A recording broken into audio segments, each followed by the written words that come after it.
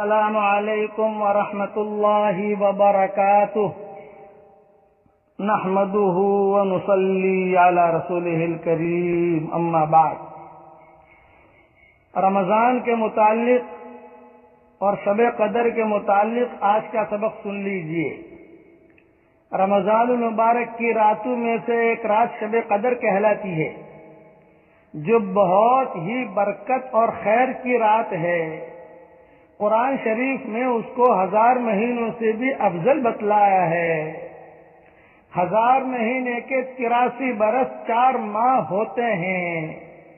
خوش نصیب ہے وہ شخص جس کو اس رات کی عبادت نصیب ہو جائے، کہ جو شخص اس ایک رات کو عبادت میں گزار دے، اس نے گویا 83 برس 4 ماہ سے زیادہ زمانے کو عبادت میں گزار دیا۔ اور اس زیادتی کا بھی حال معلوم نہیں کہ 1000 مہینے سے کتنے ماہ زیادہ افضل ہے۔ ہو سکتا ہے اس سے بھی زیادہ افضل ہو۔ اللہ جل شانہ کا حقیقتاً بہت ہی بڑا انعام ہے کہ قدر دانوں کے لیے یہ ایک بے نہایت نعمت مرحمت فرمائی۔ در منصور میں حضرت انس رضی اللہ تعالی عنہ سے حضور اکرم صلی اللہ علیہ وسلم کا یہ ارشاد نقل کیا ہے کہ شب قدر حق تعالی شانہ نے میری امت کو مرحمت فرمائی ہے، پہلی امتوں کو نہیں ملی۔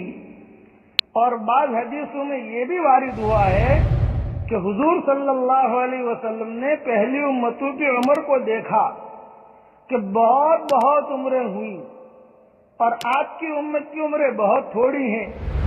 اگر وہ نیک اعمال میں ان کی برابری بھی کرنا چاہیں تو بھی ناممکن۔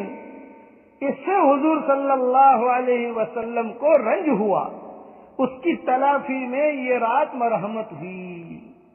اور اگر کسی خوش نصیب کو 10 راتیں بھی نصیب ہو جائیں اور ان کو عبادت میں گزار دے، تو گویا 833 برس 4 ماہ سے بھی زیادہ زمانہ کامل عبادت میں گزرا۔ اس لیے یہ جب آخری عشرہ شروع ہو رہا ہے سب جگہ، اس میں بہت اہتمام کے ساتھ کچھ نصیحتیں ذہن میں رکھ لیں۔ اگر جو ہے یہ آخری عشرے میں آدمی اعتکاف میں بیٹھ جائے مسجد میں، تو یہ شب قدر اسے مل ہی جائے گی ہر حال میں۔ مائیں بہنیں بھی اعتکاف میں بیٹھ جائیں تو انہیں بھی شب قدر مل جائے گی ہر حال میں۔ اور ایک اہم بات یہ کہ بھی آپ چلو پوری رات عبادت نہیں کر سکتے، لیکن کم سے کم بہت اہم نصیحت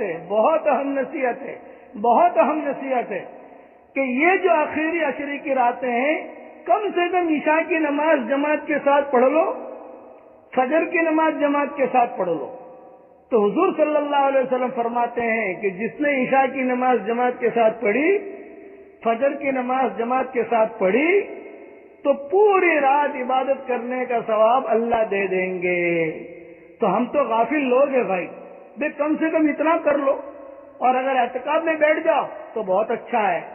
طاق راتوں میں یہ رات آتی ہے، یہ ذہن میں رکھنا، طاق راتوں میں۔ اب میں تو اپنے ساتھیوں کو یہ رائے دیتا ہوں کہ بھئی حرم شریف کی طاق رات ہوگی یا ہمارے ہندوستان پاکستان میں طاق رات نہیں ہوگی۔ ہندوستان پاکستان میں طاق رات ہوگی تو وہاں طاق رات نہیں ہوگی۔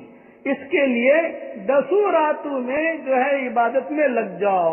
اس لیے علماء نے لکھا ہے حرمین شریفین کے طاق راتوں کا زیادہ اعتبار ہوتا ہے، یہ علماء نے لکھا ہے۔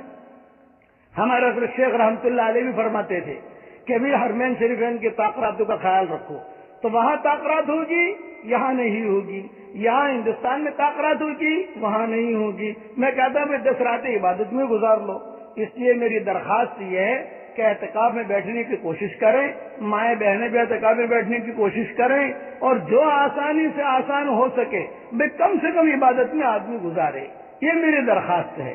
اور بہت کلمہ بہت پڑھو، استغفار بہت پڑھو، استغفار بہت کرو، امت کے لیے دعا بہت مانگو، اپنے لیے بہت دعا مانگو۔ 10 دن کی قربانی دے دو تو اللہ تعالیٰ بہت بڑا اجر دے گا۔ اللہ تعالیٰ ان راتوں کی قدر کرنے کی ہمیں توفیق عطا فرمائے۔ اور ایک دعا بہت مانگا کرو۔ حضرت عائشہ سے حضور صلی اللہ علیہ وسلم نے فرمایا تھا کہ اے عائشہ، جب بھی تجھے شب قدر ملے تو یہ دعا ضرور مانگنا، اللہم انکا عفو تحب العفو فاعف عنا، اے اللہ تو معاف کرنے والا ہے، اے اللہ معافی کو پسند کرتا ہے، تو ہمارے گناہوں کو معاف کر دے۔ یہ اخیر عشرے میں یہ دعا بہت مانگتے رہنا، اللہم انکا عفو کریم تحب العفو فاعف عنا۔ کریم کا جملہ بھی بڑھا سکتے ہیں اس کے اندر تاکہ اس کا کرم شامل حال ہو جائے۔ اللہ تعالی ہم سب کو ان راتوں کی قدر کرنے کی توفیق عطا فرمائے۔ والسلام علیکم ورحمۃ اللہ وبرکاتہ، وآخر دعوانا ان الحمد للہ رب العالمین۔